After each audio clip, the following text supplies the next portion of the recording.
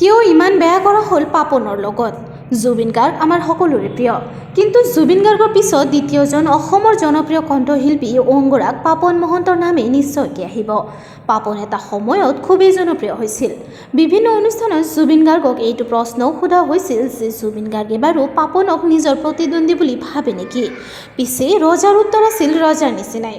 তেওঁ কৈছিল, ৰজা এজনেই থাকে, মন্ত্ৰী ঢেৰ থাকে।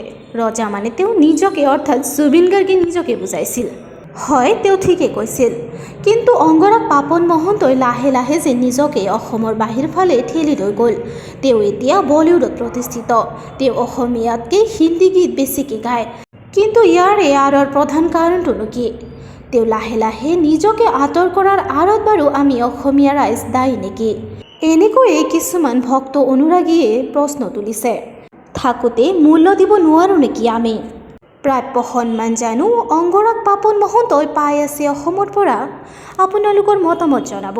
ভিডিঅ'টো ভাল পালে লাইক, কমেণ্ট, শ্বেয়াৰ আৰু ছাবস্ক্ৰাইব কৰিব নাপাহৰিব।